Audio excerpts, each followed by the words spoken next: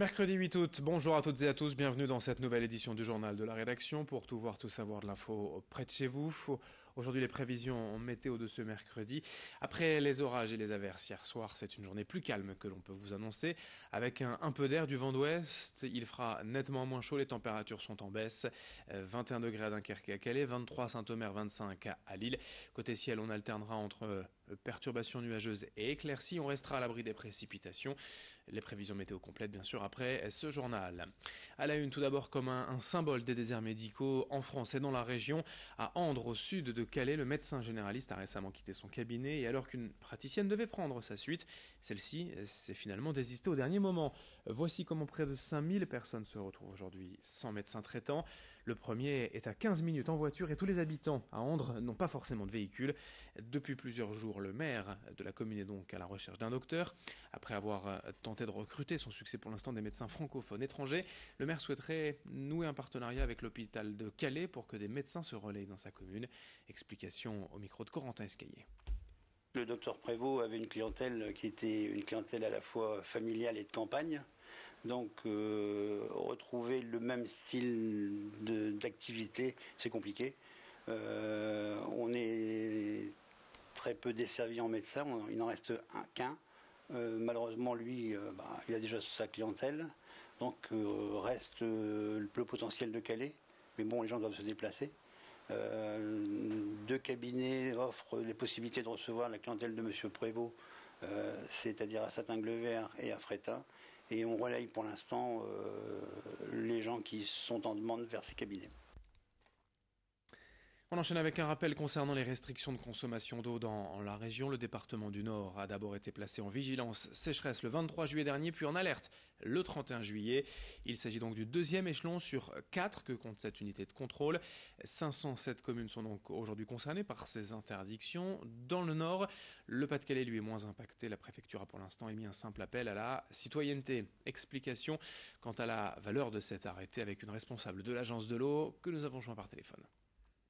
Pour le moment, ils l'ont pris jusqu'au 31 décembre, ne sachant pas à quel moment la situation pourrait s'améliorer. Sachant que l'amélioration, même s'il pleut, c'est sûr que les gens du coup n'auront plus besoin d'arroser, mais néanmoins, si on parle des eaux souterraines, la recharge des eaux souterraines se fait de toute façon en hiver, en automne et en hiver, donc à partir de, novembre. Donc de toute façon, même s'il pleut ici fin août ou en septembre, ça ne va pas recharger les nappes, quoi. On va continuer la vidange des nappes se poursuit. Ça, c'est traditionnel tous les ans. Les arrêtés, à mon avis, ils pourraient courir jusqu'à l'automne, quoi.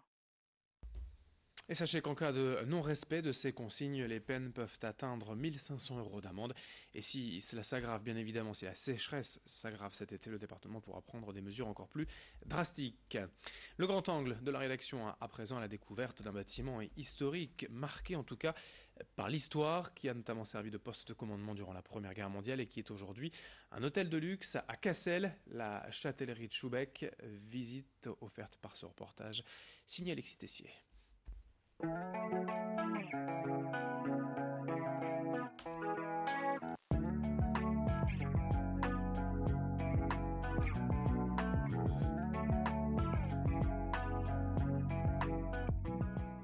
Dans le centre de Cassel, la châtellerie de Schubeck est un lieu chargé en histoire. Construit dans les années 1760 par l'anglais de Schubeck, le premier maire de Cassel, guillotiné pendant la Révolution.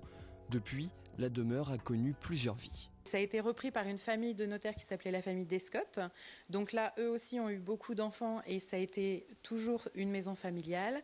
Et vers les années 1960, tout cet établissement a été commercialisé, d'abord par un restaurant et ensuite une boîte de nuit. Et c'est devenu un hôtel 4 étoiles il y a une dizaine d'années.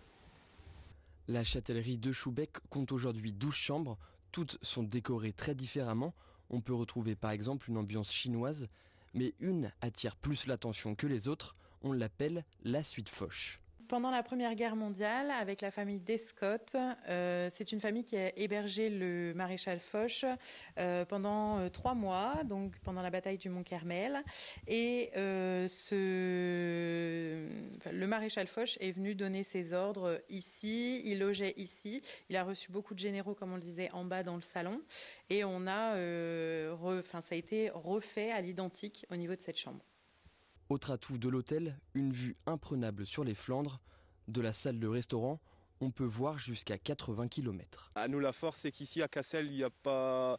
Voilà, c'est un coin un peu caché, un peu retiré. On est ici à l'abri des regards. On n'a pas beaucoup de vis-à-vis, et puis on a la tranquillité ici de la campagne. Donc, et c'est encore une fois cette formidable vue.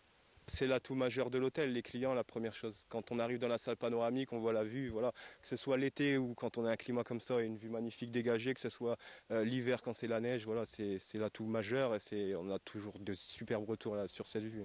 Pour passer une nuit dans cet hôtel, comptez environ 100 €.